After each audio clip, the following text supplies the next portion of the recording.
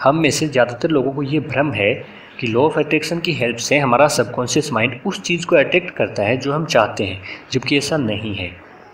Subconscious mind उस चीज़ को attract नहीं करता जो हम चाहते हैं। सबकॉन्शियस माइंड उस चीज़ को अट्रैक्ट करता है जिसके बारे में हम सोचते हैं, और सोचने और चाहने में दिन रात का फ़र्क है। अब आप ही सोचो, आपके बॉयफ्रेंड या आपकी गर्लफ्रेंड के साथ जब आपकी लड़ाई हो जाती है, जब आपका ब्रेकअप हो जाता है, तो आप क्या सोचते हैं? उसे वापस पाना चाहते हैं, बट आपके मन में कल्पनाएं क्या उठती हैं? ये कल्पनाएं उठती हैं कि हम किस प्रकार से साथ रहेंगे, जब वो मान जाएगा तो हम कैसे अपनी लाइफ को एंजॉय करेंगे, किस तरह से प्यार से जिएंगे, रोमांस करेंगे। ऐसी कल्पनाएं आती हैं उस समय दिमाग में?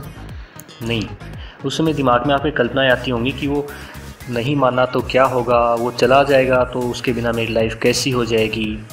सब कुछ नेगेटिव आता है दिमाग में। इसीलिए तो फिर हम ऐसी चीज़ें सर्च करते हैं कि उसे हम कैसे अट्रैक्ट करें। अगर पॉजिटिविटी रहेगी ना दिमाग में तो ज़रूरत ही नहीं पड़ेगी ना अट्रैक्ट करने की, ज़रूरत ही नहीं पड़ेगी ना ऐसी वीडियोस देखने की। हम देख ही इसलिए रहे हैं क्योंकि हमें लगता है कि वो नहीं आएगा, बट हमें चाहिए। लेकिन हम सोच क्या रहे हैं, हमारे दिमाग में थॉट क्या चल रहे हैं? इम्पोर्टेंट ये है हमारे दिमाग में किस चीज़ के बारे में फ्रीक्वेंसी चल रही है। लॉ ऑफ अट्रैक्शन यही तो कहता है ना कि जिस चीज़ के बारे में हम सोचते हैं, हमारा दिमाग उसी की वेव्स पर फ्रीक्वेंसी बनाता है, और उन्हीं वेव्स की फ्रीक्वेंसी को हम अट्रैक्ट कर लेते हैं अपनी ओर। जैसे हम किसी कार के बारे में सोचते हैं, हमेशा उसी कार के बारे में सोचते हैं, सपने देखते हैं, विश्वास करते हैं, तो वही कार हमें मिल जाती है, क्योंकि हमारा सबकॉन्शियस माइंड उसे अट्रैक्ट कर लेता है। इसे दूसरी तरीके से देखा जाए तो ये कोई सीक्रेट भी नहीं है। जैसा कि द सीक्रेट मूवी में बताया गया है, हम हज़ारों सालों से इस चीज़ का उपयोग करते आ रहे हैं। पूजा, प्रार्थना, ये सभी हमारे सबकॉन्शियस माइंड के बिलीफ को स्ट्रॉन्ग करने और अपनी मनपसंद चीज़ को आकर्षित करने का ही तरीका है। ये पूरी तरह से सच है। जिसके बारे में हम सोचते रहते हैं, उस चीज़ को हमारा माइंड अट्रैक्ट करता है, उस चीज़ को हम अपनी तरफ बुला लेते हैं।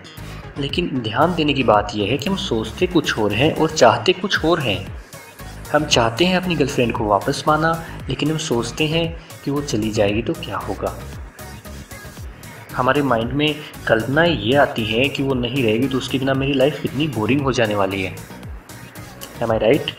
तो इस तरह से आप लॉ ऑफ अट्रैक्शन का यूज़ नहीं कर सकते, क्योंकि इस तरह से आप उसका यूज ऑलरेडी कर रहे हैं, लेकिन उसे अट्रैक्ट करने में नहीं, उसे अपने से दूर भेजने में कर रहे हैं।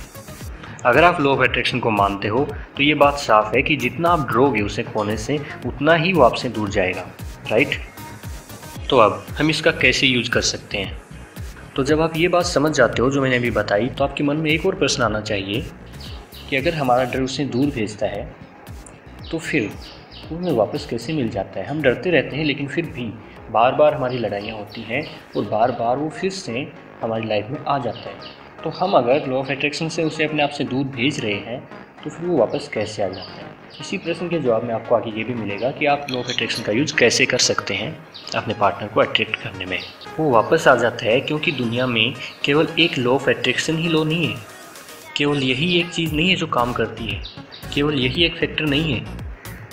चलो इसे थोड़ा दूसरी तरह से समझते हैं। जैसे कि आप दौड़ते हैं, आप तेज़ दौड़ना चाहते हैं और आप उसमें पूरा लॉ ऑफ अट्रैक्शन लगा दीजिए कि मैं सबसे तेज़ दौड़ सकता हूँ, तो भी अगर आप में स्टेमिना ही ना हुआ तो क्या आप दौड़ पाएंगे?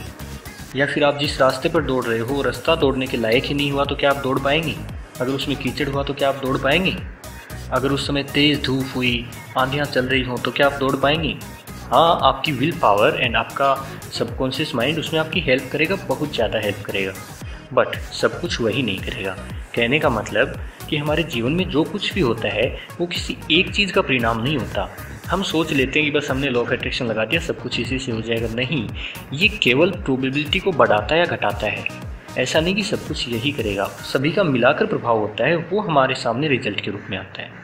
जैसे हम पढ़ते हैं तो उसमें सिर्फ यही काफ़ी नहीं है कि हमारा दिमाग बहुत तेज़ हो, उसके लिए हमारे पास सही संसाधन होने भी ज़रूरी हैं, उसके लिए हमारे पास अच्छे टीचर होने भी ज़रूरी हैं, उसके लिए हमारी विल पावर भी ज़रूरी है। लेकिन अकेली विल पावर पर्याप्त नहीं है, लेकिन अकेले संसाधन भी पर्याप्त नहीं है, हर चीज़ को मिलना होगा। तो इस तरह से केवल एक लॉ ऑफ अट्रैक्शन ही नहीं है, उसके बिना भी बहुत कुछ चीज़ें हैं। माना कि लॉ ऑफ अट्रैक्शन से आप अपने पार्टनर को अपने आप से दूर भेजते हैं क्योंकि आप डरते हैं, आपके मन में ख्याल वही चलते हैं, बट आपका प्यार कितना स्ट्रॉन्ग है, आप उसे वीक कैसे समझ सकते हैं? प्यार से स्ट्रॉन्ग क्या है? वो वापस बुला लेता है, लॉ ऑफ अट्रैक्शन धरा का धरा रह जाता है। दूसरी बात, लॉ ऑफ अट्रैक्शन भी केवल आपका ही तो नहीं होता ना, आपका पार्टनर भी तो कुछ ना कुछ अपने माइंड में सोच रहा है, आपकी गर्लफ्रेंड या आपका बॉयफ्रेंड। तो वो क्या सोच रहा है, अब ज़रा ध्यान से सोचना। अगर आपकी फ़ाइट हुई, वो आपसे नाराज़ हो गया, तो आपको तो डर लगेगा कि वो आपसे दूर चला जाएगा। सीधी सी बात है, वो नाराज़ हुआ तो आपको डर लगेगा, आप नाराज़ होते तो उसे डर लगता। लेकिन अभी वो नाराज़ हुआ तो उसे पता है जब हमें उससे बात करनी होगी तो हम बात कर लेंगे, वो हमें मना ही लेगा। उसके दिमाग में ऐसा कुछ भी नहीं है कि हम एक दूसरे से दूर होने वाले हैं या हम कभी नहीं मिलने वाले। उसके ख्यालों में ऐसा कुछ भी नहीं है। वो क्या सोच रहा है, उसके ख्याल क्या आ रहे हैं, उसके इमेजिनेशंस क्या आ रहे हैं, वो ये सोच रहा है कि वो हमें मनाने वाला है अभी फ़ोन करके, और हम थोड़े से नखरे करेंगे फिर मान जाएंगे। तो उसका लॉ ऑफ अट्रैक्शन क्या कर रहा है, वो आपके रिश्ते को बचा रहा है। तो अब अगर आपके समझ में आया, तो इस हालात में कि आपका पार्टनर आपसे नाराज़ हो गया और आप उसे वापस पाना चाहते हैं, इस हालात में आप अपने रिश्ते को नहीं बचा रहे, आपसे ज़्यादा आपके रिश्ते को आपका पार्टनर प्रोटेक्ट कर रहा है। वो आपसे नाराज़ होकर भी आपके रिश्ते को बचा रहा है अपने लॉ ऑफ अट्रैक्शन से, क्योंकि वो उसके बारे में एकदम पॉजिटिव है, उसे पता है क्या होने वाला है। आप पॉजिटिव नहीं हो, आप नेगेटिव हो। तो आप अगर लॉ ऑफ अट्रैक्शन का ही यूज़ करना चाहते हैं, जो कि एक बहुत ही अच्छी चीज़ है, उसका हम यूज़ कर सकते हैं और हमारा रिश्ता एकदम से अच्छा होने की संभावना, प्रोबेबिलिटी बहुत ज़्यादा बढ़ जाएगी इससे। तो इसमें बस आपको यही करना है, जो कि बहुत मुश्किल है बट करना यही है। आपको विश्वास होना चाहिए पूरा कि वो हमें छोड़कर नहीं जाएगा।